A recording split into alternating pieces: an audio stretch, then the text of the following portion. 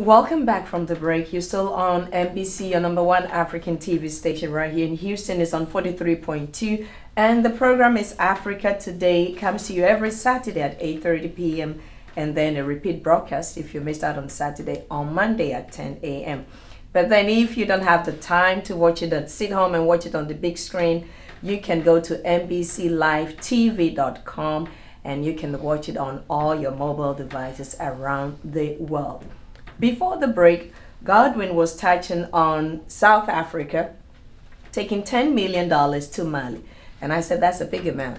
Funsho said, that's a small amount. Godwin said, they have actually more. So they can give money to Mali and they can still be taking care of their own issues back home.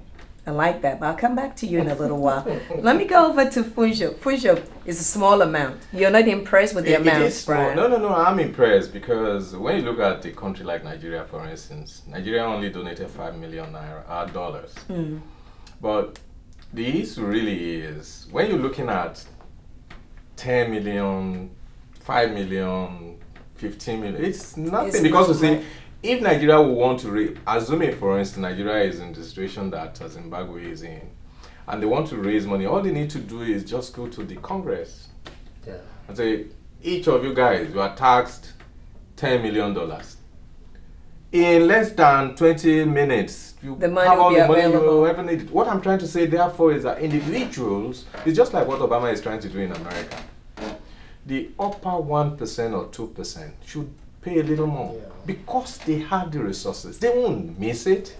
You understand? So for them to give out 10 million, it's generous of them because, but then don't let's forget that other African countries are also contributing. Not only them, I'm aware that Japan gave about 18 million. China gave some money, and the target is $455 million. For Mali? Yeah. Wow. But then the money is not just for equipment, war equipment, but also to take care of stuffs like refugees and medications and all of that. So okay, so that's 10 million from South Africa to Mali to help them control violence in the country. And now, still with South Africa, though, they've introduced online birth registration.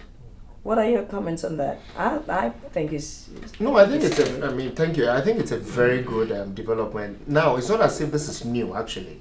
This has been ongoing in South Africa. What they've done actually is to broaden the scope. to make sure all the clinics. Make sure, So they actually broadening that to both private and public, health institutions, which is very good. I mean, one of the things I like is the use of technology to address health-related issues. For example, in some areas, of course, just to digress a little bit, in some countries, maybe what we call the developed countries, what they've done is that they've been able to use technology to fight various health-related issues. For example, text messaging, to deliver information in times of crisis, so crisis communication and all that. And I think that what they are doing in South Africa in terms of the birth registration is a good thing. One, it will help curb a lot of things because there are several people who deliver, and then it takes them so many years to register. And some the don't birth. even register Some at don't all. do that. What this is going to do is that right there and then, as soon as you deliver at the hospital, you go through the registration process. Even if you don't do that, it will take you about 30 days for you to do. For you to go through that process, which is very good. And then something that actually, is very important to me: age cheating in a number of places. So you think this will help that? It will. For example, if the online system captures that, you're already in the system.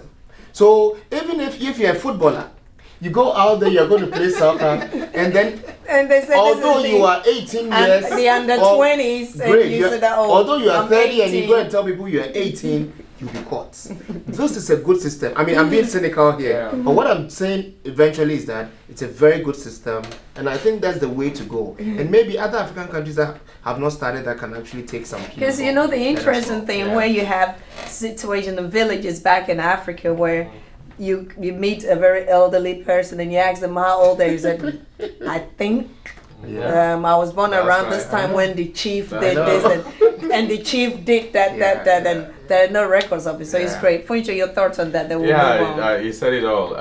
But the only other thing we need to know about why we need to register births and deaths, which, like Radley said, in most part of Africa, when you're talking about remote areas, somebody dies last night, they go to the back of their house, dig the ground, Bury the That's that's person. it. There's no No record reporting, of no it. nothing. But then population Oh yeah. Yeah. helps in planning. Yeah, you're right. All right. When you do not have an idea how many folks are living in a particular area, not to talk of the country, you certainly won't be able to plan for utilities, ordinarily Yeah. utilities and the rest of it. So it's a really good thing. All right. So And I that's. think all You that want to add happens something? Again, and I think again to add to what she said, he said planning, development. One of the things that a few African countries have done, Botswana has done that very effectively, is to use this online system Okay. to come up with a national identification system, which is as long as you're able to capture everyone in the country, you know how many people are there. It will help with taxation. It will help with delivering services within the Right. country. And I think that that's what South Africa should be looking at eventually. Fine, registration at that level is great, but then they need to extend that to developmental processes. And within the country I as hope well. all the other African countries are taking note of Yeah. that too, Yeah. 'cause it will help. Now let's take a look at. Before I want us to touch on immigration, but before we come on immigration, let's look at Zimbabwe. Zimbabwe. I do pray and I hope that it's not true that Zimbabwe is run out of money. That's one prayer. Uh, The Lord is not going to It, answer. it's possible. Right now. I'm Because hoping it is again that true. it's a prayer that God will answer for me. And I guess I have some friends in Zimbabwe. They run out of money. When we say that the state or the countries run out of money, Funcho, I want you to break it down a little bit for the viewers for us. I really don't know how they can run out of money. By the way, the report doesn't say so much about foreign reserve.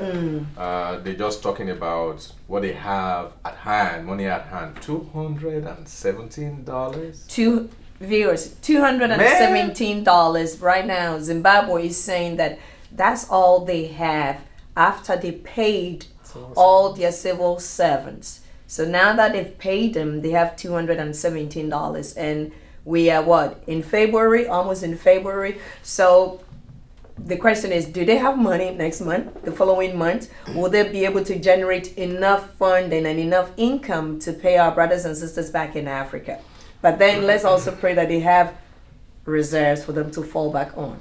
Your foreign reserve isn't quite money you go and dip your hand into. Or in case of emergency, what do you do then? They need to be paid. Okay, let me explain something about foreign reserve.